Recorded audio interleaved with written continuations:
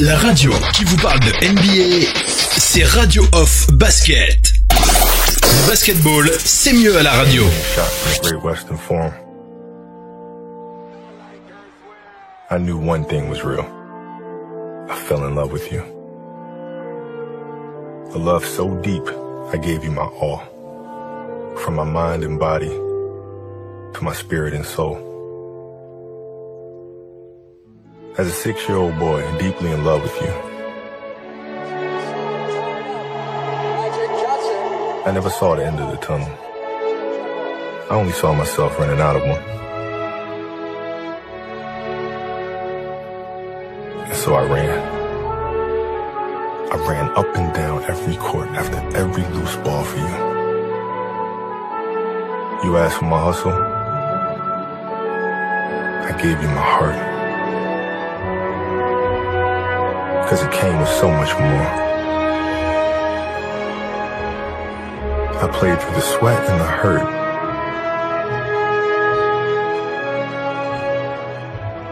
Not because challenge called me,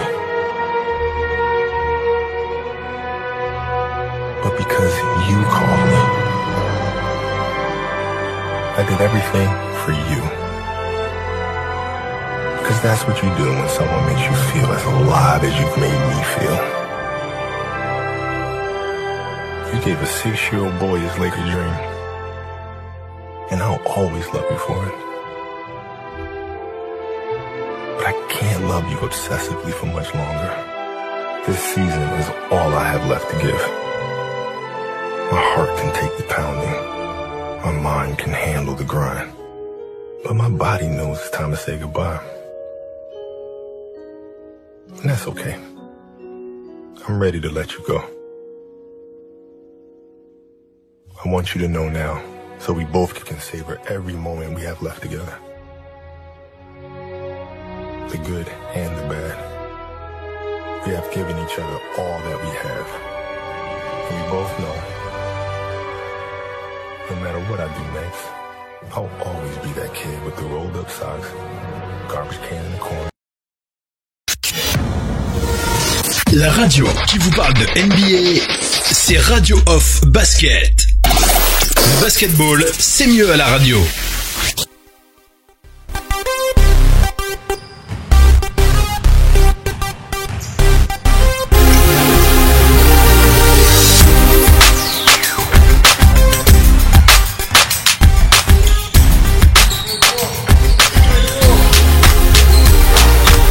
Allez les amis, on enchaîne avec la deuxième partie de ce talk show. C'est la partie news, une partie bien entendu qui restera bien entendu empreinte de cette actualité avec la disparition du Mamba. Alors Missy, je commente rapidement cette actualité. Je sais pas si tu l'as vu.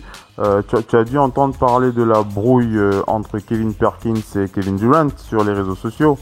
Tu as entendu parler de ça? Alors Kelly Perkins qui a réagi sur les réseaux sociaux après sur son compte Twitter après cette malheureuse nouvelle. Il dit avoir pris contact avec Kevin Durant pour faire la paix. Voilà, il a dit qu'il a décidé de, enfin il a dit juste pour te dire que je t'aime mon frère, je suis désolé de t'avoir fait souffrir. Pardonne-moi, je t'aime pour de vrai, Kevin Durant. Voilà la déclaration officielle de Kendrick Perkins. Voilà, ça fait plaisir. Hein. Y a pas besoin de s'enflammer ou de s'énerver. Si ça peut servir à ramener la paix dans certaines relations, c'est pas une mauvaise chose. Vas-y, qu'est-ce que tu veux dire? Oui. Vas-y. Juste une chose que je veux préciser. On a tous connu ça, même dans nos familles, quand on a perdu quelqu'un. Il y a ceux qui vont naturellement s'exprimer. D'autres vont très peu parler parce qu'ils ont du mal à s'exprimer ou ils veulent simplement faire leur deuil intérieurement. Kevin Durant estime aujourd'hui que ce qu'il a à dire par rapport à Kobe le garde pour lui. C'est pas public, peut-être qu'il a envoyé ses condoléances. Il s'exprime auprès de LeBron James, auprès de la famille. Aujourd'hui, avec les réseaux sociaux, tout le monde veut savoir ce que vous faites, ce que vous dites. Ben, on n'est pas obligé. Privacy. Chacun a droit, même si vous êtes son espace privé. Une figure publique, vous n'appartenez pas aux gens. Chacun a le droit d'être public. Et Kendrick Perkins, qui a fait de la NBA, qui a été joueur, devrait le comprendre un peu. Allez, on va du côté des Sixers de Philadelphie ici pour prendre quelques informations sur Joel Embiid. C'est Kate Pompey qui donne l'info concernant la disponibilité de Zhaire Smith. Zhaire Smith qui était absent pour blessure à la cheville. Il sera donc présent ce soir face aux Warriors. Et quant à Joel Embiid, il est toujours listé questionable. Il doit rencontrer un spécialiste de la main avant de jouer. Ce sera lui qui donnera le go pour Joel Embiid ce soir. Moi personnellement, je ne suis pas optimiste, mais bon, s'il peut jouer, pourquoi pas. Moi, j'aurais préféré qu'il se repose, mais bon, s'il peut jouer, pourquoi pas. On va du côté des Nets de Brooklyn. Qu'est-ce que tu veux dire, Missy? Tu veux dire quoi? Il va sans doute jouer. Même s'il joue, il va sans doute jouer en minutes limitées. Il va jouer en limite. Ah oui. On va du côté des Nets avec Anthony Puccio concernant Kyrie Irving. Alors Kyrie Irving qui n'est pas listé blessé pour le match de demain face à Détroit. Kenny Atkinson a dit qu'il n'a pas pris de décision concernant Kyrie, et Kyrie n'a pas confirmé s'il jouera ou même s'il sera à l'entraînement aujourd'hui. Voilà, donc Kyrie on ne sait pas s'il sera à l'entraînement aujourd'hui, ce qui est normal, comme l'a dit Missy. Beaucoup de joueurs, beaucoup de personnalités NBA sont en deuil, et on peut comprendre qu'ils aient besoin d'un peu de temps avant de se relancer. Il a quitté la salle. Vas-y. Le match, on peut le comprendre. Je dis Kyrie Irving a quitté la salle le jour de l'annonce de la mort de Kobe. Le match des Nets qui suivait, Kyrie Irving était là, il a quitté la salle, on peut le comprendre. Kyrie est un enfant de Kobe Bryant. Quoi qu'on en dise, faut pas toujours le juger sur ça. Certes, il est basketteur, mais Kyrie est comme tout le monde, avec des émotions et tout ça. Quand vous n'y arrivez pas, ça sert à rien qu'on vous met sur la feuille de match et que vous n'êtes pas bien du tout. Chacun gère ses émotions différemment. C'est bien ce qu'on dit. Ouais. Voilà. Ouais. Faut pas lui tomber dessus systématiquement. On va enchaîner avec le retour de Victor Oladipo. Victor Oladipo qui fera son retour demain. Ce sera face aux Bulls de Chicago. Voilà, enfin le retour de Victor Oladipo. Ça fait plutôt plaisir. Ça faisait un moment qu'on l'avait pas vu sur le parquet. C'est bien qu'il revienne. Je pense qu'il aura aussi je crois qu'il aura aussi de la gestion de minutes quand même pour Victor Oladipo, pour qu'il revienne doucement. Je pense pas qu'on va le laisser avoir 30 minutes d'un coup. N'attendez pas de lui qu'il retrouve son niveau. Les Kobe et d'autres ont vécu ça. C'est extrêmement compliqué. J'espère qu'il va revenir progressivement. C'est quelqu'un qui a le talent. Quelqu'un, vous voyez, il s'est challengé. Il a été très bien drafté en deuxième position. Au début, il avait un peu de mal avec Orlando et tout ça. Puis il est parti ailleurs. Il a été jouer ce match en Afrique. Et il a commencé à trouver les raisons de se dire, il faut que je passe la surmultiplier et que je sois meilleur, que je sois le meilleur de moi-même. On est souvent d'abord le meilleur de soi-même. On cherche pas à être le meilleur de Kobe ou quelqu'un d'autre. Il faut qu'on soit la meilleure version de soi-même. Et ça, c'est un travail de longue haleine. Il a beaucoup bossé. Maintenant, sur un tir au point, il est extrêmement bon. Alors que quand il arrive en NBA, c'était très très compliqué tout ça. Donc petit à petit, il va revenir, mais il faut lui laisser du temps. Mais comme je le dis toujours aujourd'hui, avec la société actuelle, les réseaux sociaux, c'est plus comme avant, le temps on vous en laisse pas tant que ça.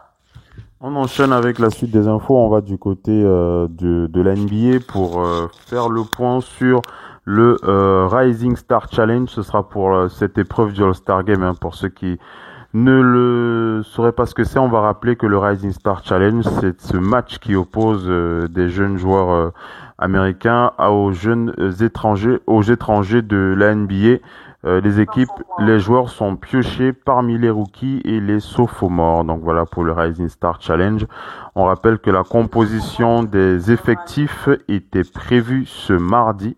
La composition des effectifs était prévue ce mardi, mais la Ligue a finalement repoussé la publication de la liste prévue pour vendredi midi. On sait pourquoi, bien entendu, ils ont repoussé la liste. C'est le temps de cette émotion mondiale avec le décès de Black Mamba. Donc ils ont repoussé la diffusion de la liste pour vendredi. Cette année, dans une ambiance assez lourde avec le décès de Kobe, et on n'oublie pas David Stern aussi. On a donc Zion Williamson qui aimerait participer à ce match de Rising Star. L'ailier des Pelicans se dit prêt à jouer en cas de sélection. Donc s'il est sélectionné, il aimerait bien jouer. Reste à voir si la NBA considérera qu'il a disputé assez de matchs pour recevoir cet honneur. On devrait retrouver des joueurs comme Jaren Jackson Jr., Jim Moran, Trae Young, etc., etc. Côté World Team, il y aura bien entendu Luka Doncic, sauf s'il fait l'impasse à cause du All-Star Game. Il y aura Shai Gilgeous-Alexander, le Canadien, Brandon Clark ou encore R.J. Barrett ou Rui Hachimura. Voilà. Bon, c'est vrai que la question, on peut se poser. C'est vrai que là, pour la sélection des rookies et des sophomores, c'est-à-dire que les deuxièmes années, tu l'as dit, tu l'as rappelé, Missy, pour le Rising Star Challenge, généralement, on sélectionne des joueurs qui se sont fait remarquer durant la saison. Enfin, on prend les meilleurs, quoi. On prend les meilleurs. C'est vrai qu'à ce jour, Zion Williamson n'a pas assez de matchs. Mais la NBA pourrait faire l'exception et le sélectionner. On a déjà vu ça. Si c'est pour faire le show, Zion Williamson, c'est un bon candidat. Hein. Ils peuvent aisément faire l'exception parce que c'est quand même la figure de la NBA de demain. Et la NBA se vers le monde entier. Et quand on doit se vendre avec ses meilleurs éléments. Et dire d'autant plus que depuis qu'il est revenu, d'ailleurs ça il faut qu'on en parle, depuis qu'il est revenu, le coach des Pélicans est traité d'idiot. Savez-vous pourquoi les gens le traitent d'idiot? Ils le traitent d'idiot parce que justement, il fait limiter Zion Williamson en termes de minutes. Et je pense que c'est une bonne décision qu'il est en train de prendre pour le préserver. Sur le long, on le verra.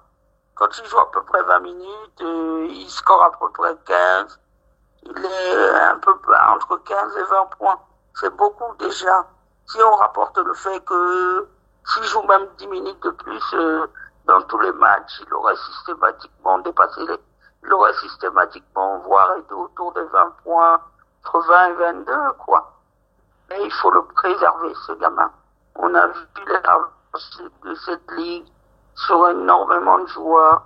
C'est quelqu'un qui s'est blessé. Alors arrêtez de traiter le coach des Pélicans d'idiot. La franchise des Pélicans a besoin de lui pour longtemps. Ils ont besoin de le mettre en condition.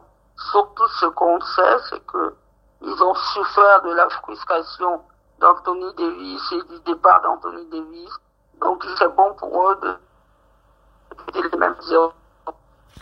On enchaîne avec les news. On va du côté des Suns, Missy. On va du côté des Suns pour partager avec les auditeurs ce changement. Enfin, ce changement, je ne veux pas appeler ça un changement. Je vais appeler ça une adaptation au basket qui se pratique en ce moment. Qui se pratique.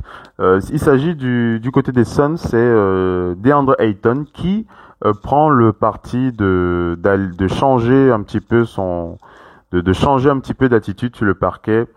concernant son poste, un petit peu comme l'a fait Joel Embiid il y a encore quelques semaines. Vous vous souvenez, on avait partagé avec vous les déclarations de Joel Embiid sur sa décision de ne pas jouer que au poste 5, mais aussi de se décaler pour parfois prendre des tirs à 3 points, des tirs à 2 points, ou alors bref, de jouer à l'aile, pas seulement à l'intérieur. Et le pivot des Suns, DeAndre Ayton, lui aussi suit le chemin de Joel Embiid. Il a déclaré dans les médias, c'est un fait, on doit s'adapter, la ligue s'adapte, c'est la raison pour laquelle je dois commencer à shooter à 3 points. DeAndre Ayton n'a pris que 5 tirs primés depuis le début de sa jeune carrière, hein. Donc il est à 0 sur 5 pour l'instant. Il a dit, le 3 points, j'y arriverai, mais ce n'est pas pour tout de suite. Il a dit, voilà, donc DeAndre Ayton, qui va véritablement s'exposer aux critiques des anciens, comme Joel Embiid avant lui. Il a déclaré, je ne sais pas pourquoi il critique les pivots de la nouvelle génération. Cela concerne tous les postes. Qu'est-ce qu'on va faire des 4 contre 4? On a besoin des grands. Qui va poser les écrans? Tout le monde veut jouer le pick and pop. On a besoin de joueurs pour mettre la pression près du cercle. Donc, ils doivent remettre tout ça en perspective. Tous les 3 points que les arrières obtiennent, c'est grâce aux grands qui coupent au cercle et mettent la pression sur le panier. C'est le basket d'aujourd'hui. Pour l'inciter à passer les caps, DeAndre Ayton peut compter sur 2 coéquipiers intérieurs qui shootent déjà de loin, à savoir Aaron Baines et Frank Kaminsky. Donc voilà, DeAndre Ayton qui lui aussi va s'y mettre à 3 points, malgré le fait qu'il a pas le même pourcentage qu'un certain Joel Embiid, mais il veut aussi s'y mettre, Missy. C'est ça la mode maintenant. D'autant plus qu'il a un très bon coéquipier qui va sans doute finir parmi les meilleurs scoreurs all-time de cette ligue. C'est Devin Booker, hein. Ouais. Mais qu'est-ce que tu en penses? On sait que tu avais déjà critiqué la décision de Joel. Comment est-ce que tu vois la décision de DeAndre Ayton? Moi personnellement, j'ai pas envie de changer mon fusil d'épaule. Je trouve un petit peu dommage que DeAndre Ayton, il est pas à droit à 3 points, il a pas d'adresse. Je trouverais dommage qu'il joue sur ses faiblesses. Vas-y, qu'est-ce que tu veux dire? Juste une chose que je dis quand vous parlez comme ça, c'est des challenges que vous vous fixez. Ça peut être une bonne chose de se dire. Peut-être il sera m'améliorer un peu. Quand vous avez plus d'armes offensives, vous êtes beaucoup plus dangereux. Un Anthony Davis aujourd'hui est extrêmement dangereux parce qu'il n'a pas non plus beaucoup plus large. Giannis Antetokounmpo est beaucoup plus dangereux qu'il ne l'était dans le passé. Même Joel Embiid, c'est une variation du jeu. Mais il ne faut pas que cette variation du jeu prenne le pas sur ce que vous faites le mieux, le plus et naturellement. C'est ça? Ouais. On enchaîne avec les news.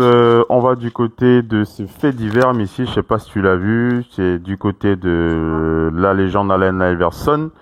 Allen Iverson, la police de Philadelphie recherche un jeune homme de 20 ans suspecté d'avoir volé un sac à dos dans le Sofitel de Philadelphie. C'était lundi matin, un sac à dos qui appartenait à Allen Iverson.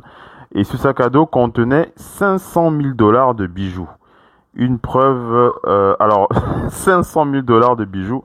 Vous me demanderez ce que fait Iverson avec 500 000 $ de bijoux dans son sac. Alors pour ceux qui ne connaissent pas l'habitude de Allen Iverson, il a pour habitude de se déplacer avec des millions de dollars de bijoux sur lui. Il a l'habitude d'avoir sur lui un sac avec des millions de bijoux, des bijoux par exemple pendant des séances d'autographe. On l'a déjà vu avec près de 3 millions de dollars de diamants autour du cou. Donc Allen Iverson, il a l'habitude de se déplacer avec ses bijoux comme ça.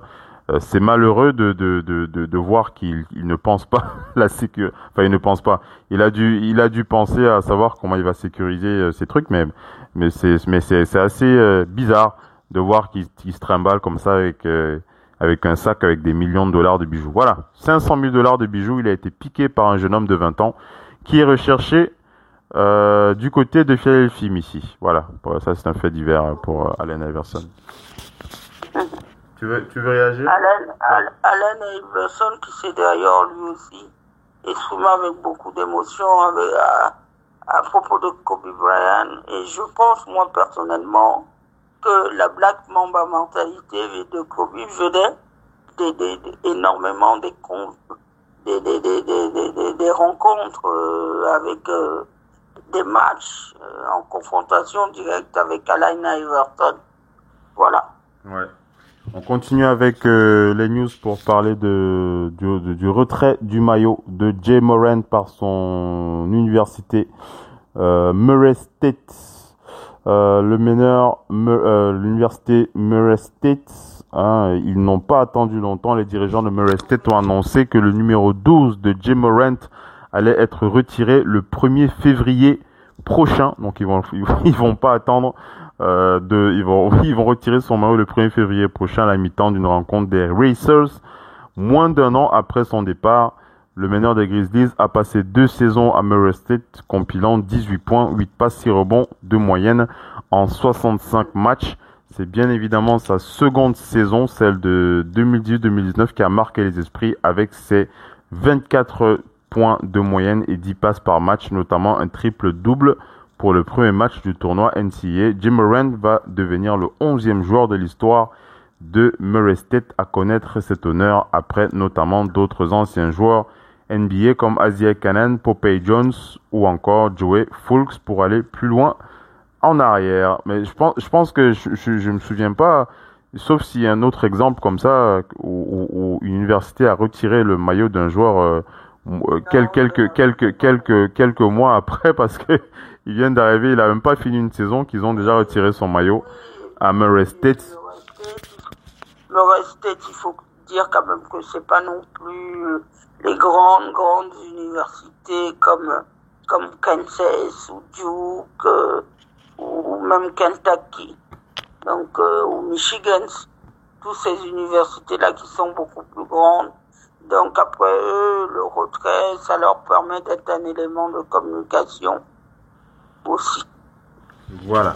Et pour attirer les joueurs, c'est bien aussi. Les Américains, ils communiquent énormément, et puis ça va permettre aussi le retrait du maillot d'attirer les joueurs en leur disant si vous êtes un très bon joueur, vous pouvez venir chez nous et vous connaîtrez peu à peu de choses près le même destin que Jay Morant. Mais bon, c'est toujours personnel, hein, tout le monde n'y arrive pas non plus. Mais c'est bien de pouvoir retirer ces maillots-là dans les collèges et lycées. Quand vous êtes retiré quelque part, ça vous donne la force de continuer ailleurs et d'être retiré aussi ailleurs. Hein. Voilà. On est arrivé à la fin du talk show. On est arrivé à la fin du talk show, Missy, pour cette émission de Big NBA Show. On reprend tout doucement, vous l'aurez compris. Avec cette actualité, la disparition du Mamba, on va faire la passe à Missy pour la dernière avant de vous redire au revoir pour ce talk show. Missy. De toute façon, on est dans l'émotion, on est aussi en attente de la suite, parce qu'il va y avoir des obsèques qui vont s'annoncer grandioses. La NBA sait faire, les gens savent faire, tout est en train de se préparer, sans doute encore dans le Staples Center, comme on avait fait pour Nipsey Hussle. Le Staples Center a déjà par le passé accueilli ce type d'hommage. Donc c'est maintenant que les choses vont se préparer dans les jours qui viennent. Juste une chose, il serait bon que la famille soit laissée tranquille pour commencer à faire leur deuil en paix. Les journaux, les paparazzis, les gens, limitez-vous comme vous le pouvez aux souvenirs, mais l'intrusion, il faut laisser et LeBron James et d'autres, il faut vraiment les laisser tranquilles. Allez, Missy, merci d'avoir été connecté avec nous, c'était un plaisir pour ce talk show et on se dit à la prochaine pour NBA No Limit, je serai présent pour NBA No Limit. Et puis le All-Star, c'est quel week-end déjà? C'est le week-end c'est entre le 11 et le 13, non? C'est toujours. Oui, c'est toujours à cette période-là. C'est le week-end d'après Oscar, donc il y a le Super Bowl aussi qui est en préparation. Bref, pendant tout ce mois de février, les Grammy viennent de passer. Je voudrais notamment saluer les Boyz II Men et Alicia Keys qui ont rendu un très bel hommage à Kobe. Voilà. Voilà, merci Missy, merci d'avoir été connecté. On se dit à la prochaine pour NBA No Limit. Ce sera donc cette semaine. Restez bien connecté sur l'actualité NBA. Merci Missy. Allez, passez une bonne soirée et à la prochaine. Voilà, merci pour tous ceux qui étaient connectés pour ce live. C'était donc Oncle Phil Basket pour The Big NBA Show. Je vous donne rendez-vous pour les prochaines éditions et je vous invite à rester connecté sur Radio Love Flame Basket, la radio partenaire officiel NBA. Merci les amis, ciao. La radio qui vous parle de NBA, c'est Radio Off Basket. Le basketball, c'est mieux à la radio.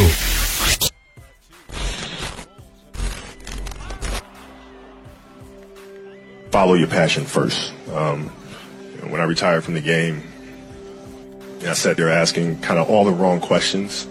What's the biggest industry I can get into? And it's all the wrong stuff. And you got to sit there and ask yourself, okay, what am I truly passionate about? What do I enjoy doing? And when you feel that way, honestly, you feel like you've never worked a day in your life. It's the most fun thing in the world. You get up in the morning excited about what you're doing. And you got to be really honest with yourself about it. If you wake up in the morning and you're dreading going to work, dude, do something else. Right. Do something else. And those are hard decisions to make. But when you make those decisions, it's a very liberating experience. And you find out that the rewards will come. I think the best way to prove your value is to work, is to learn, is to absorb, to be a sponge. So you always want to outwork your potential. As hard as you believe you can work harder than that. And that's what I tried to do when I first came to the league. But basketball is such a direct competition sport. And me coming in at 17, I hated when my teammates would say, I get hit with an elbow. Right? Shaq would hit me with an elbow in practice. And Nick Van Exel would come up and say, "Are you okay?" I'm like, what? Are you okay? What the hell's wrong with you? So I always had that extra chip on my shoulder. So every day in practice for me was really trying to annihilate everybody that I was playing against. Because I wanted to prove you don't need to babysit me. I'm fine, And so it's always that competitive nature, the work ethic, and curiosity. Because I asked a lot of questions. When playing with Byron Scott, I asked him a lot of questions. Eddie Jones, who was great at chasing guards off the screens, and I didn't understand how to do that. I would sit with him before practice, after practice. Magic, all the Laker greats, I would always sit down and just ask them questions about certain games that I studied growing up. What actually happened there? What did you feel there? Why?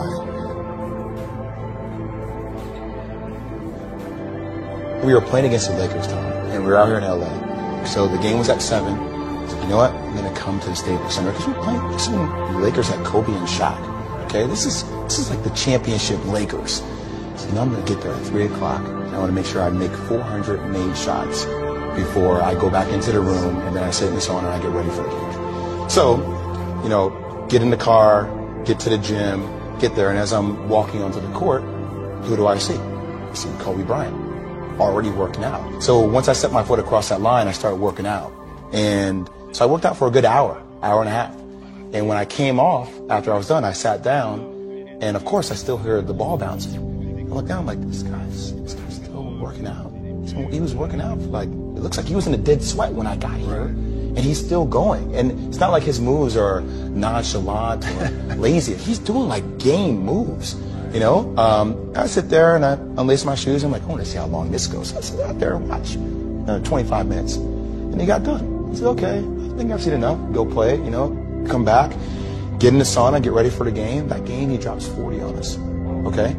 And after the game is over, I'm like, I have to ask this guy. Like, I have to understand, like, why he works like that. Right. So after the game is over, I'm like, hey, Kobe, like, why were you in the gym for so long? He's like, because I saw you come in. And I wanted you to know that it doesn't matter how hard you work, that I'm willing to work harder than you. If your job is to try to be the best basketball player you can be, right? To do that, you have to practice, you have to train, right? You want to train as much as you can, as often as you can. So if you get up at 10 in the morning, train at 11, right? 12, say 12, train at 12, train for 2 hours, 12 to 2. You have to let your body recover. So you eat, recover, whatever. You get back out, you train, start training again at 6. Train from 6 to 8, right? And now you go home, you shower, you eat dinner, you go to bed, you wake up, you do it again, right? Those are 2 sessions. Right? Now imagine you wake up at 3, you train at 4, you go 4 to 6, come home, breakfast, relax, blah, blah, blah. Now you're back at it again, 9 to 11, right? Relax, and now all of a sudden you're back at it again, 2 to 4, and now you're back at it again, 7 to 9. Look how much more training I have done by simply starting at 4, right? So now you do that, and as the years go on, the separation that you have with your competitors and your peers just grows larger and larger and larger and larger and larger. And by year 5 or 6, doesn't matter what kind of work they do in the summer, they're never going to catch up because they're 5 years behind. Right? So it makes sense to get up and start your day early because you can get more work in. If I start earlier, I can train more hours. And I know the other guys aren't doing it because I know what their training schedule is. Right? So I know if I do this consistently over time, the gap's just going to widen and widen and widen and widen and widen, and they won't be able to get that back. So to me, it was just common sense. I'm like thinking, how can I get an advantage? Oh, start earlier. Yeah, let's do that.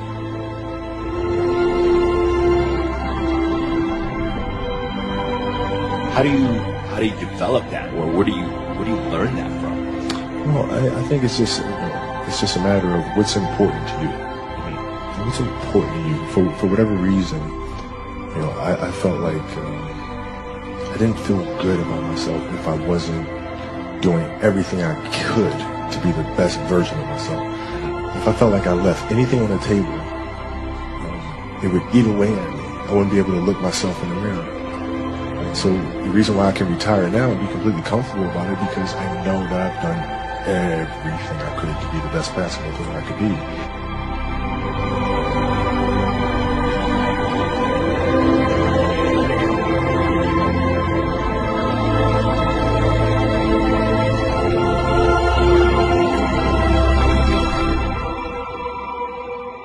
Absolutely beautiful, you guys. I can't believe it's come to an end. You guys will always be in my heart. And what can I say? Mamba out.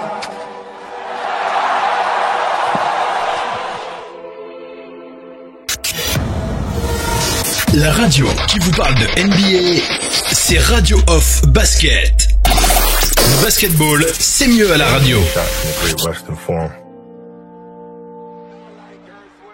I knew one thing was real. I fell in love with you. A love so deep, I gave you my all. From my mind and body to my spirit and soul. As a 6-year-old boy, deeply in love with you.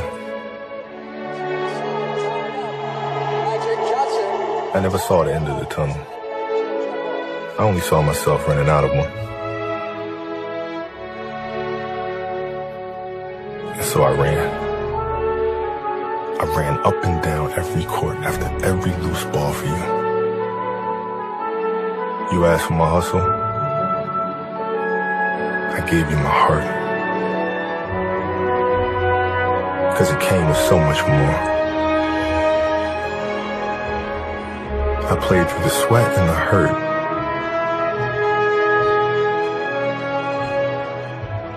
Not Not because challenge called me,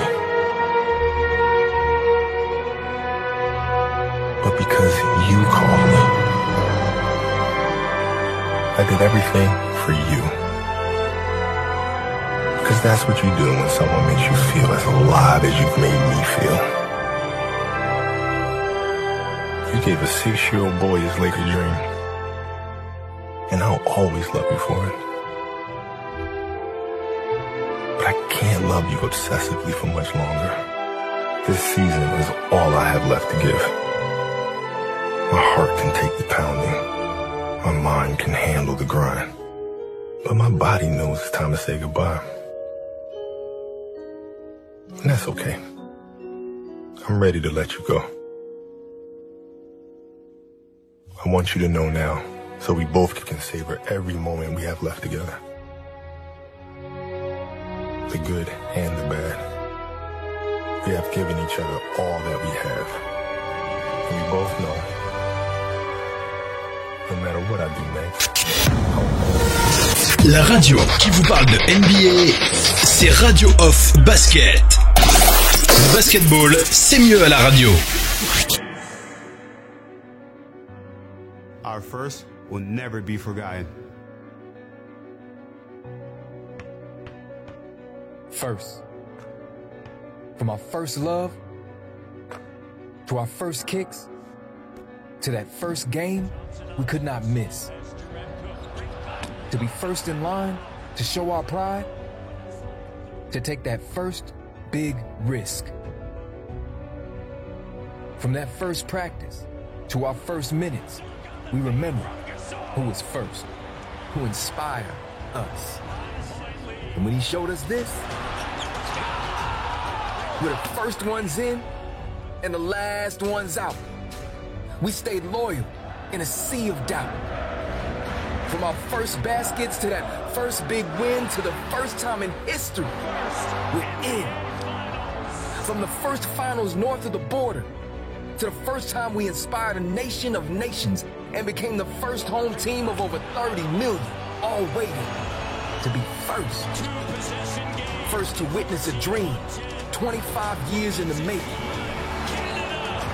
This is our first, and it will not be our last. Are the 2019 NBA champions.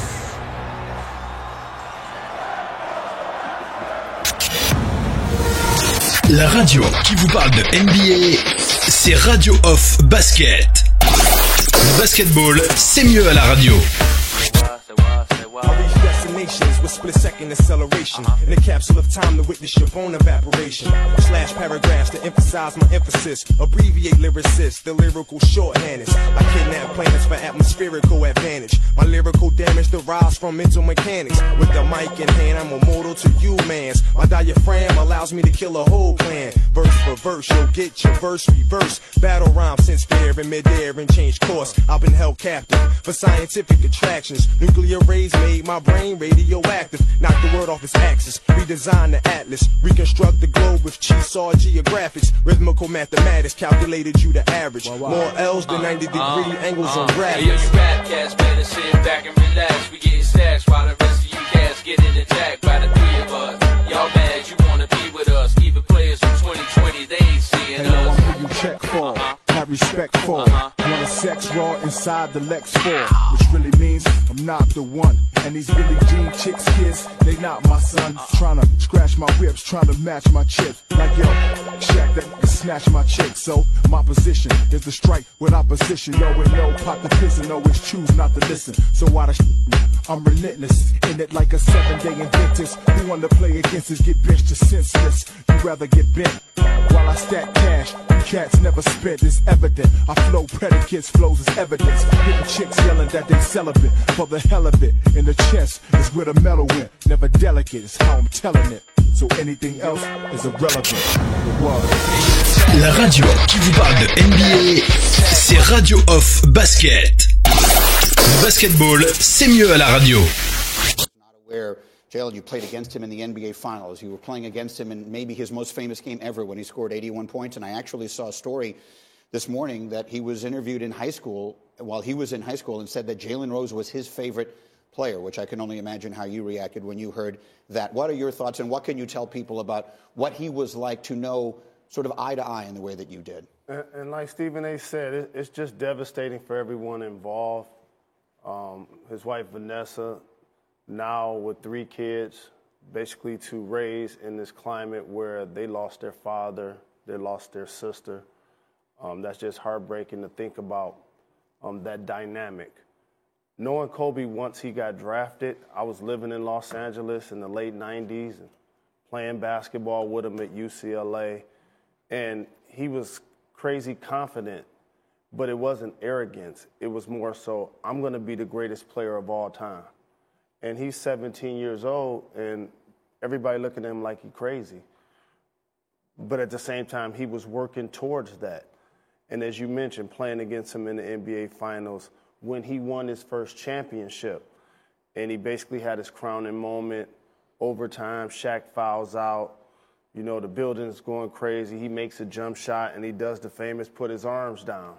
And if you notice, that is continued to carry. LeBron does it, so many people do it in all types of sports. And then working in the media. I've been covering the NBA Finals on television since 2002. So I've been to every one of his finals. I've seen every one of his championships. And to see him mature as a young man into a leader of that team, and then the face of the franchise, and then one of the faces iconically of the league, that level of maturity and discipline is not just something that all young people have. He spoke a couple of languages. He was really cultured. And it seemed like he did everything so very early, like for example, getting married. Like he's been married 18 years, won an Academy Award right after he finished playing, started the Mamba Academy. Like he was on his way, like Stephen A. said, to be that entrepreneur. And the embodiment of Kobe Bryant, for me, while I give Jay a chance to talk about him, is all of the cliches that we use in sports, he actually embodied. You know, first one there, last one to leave, cutthroat attitude, thirst to win, never say die attitude, play injured. He embodied all of that. And his untimely death is really devastating for everyone.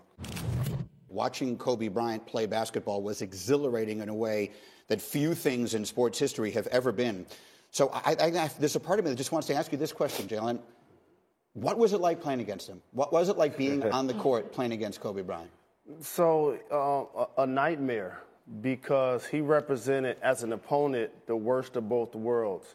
He had mercurial talent and athleticism. He was really quick. He was really athletic. He played above the rim. He played mid-range, on the post, on the elbow. He shot the three. He continued to work on his game. And you referenced the 81 Olives commercial.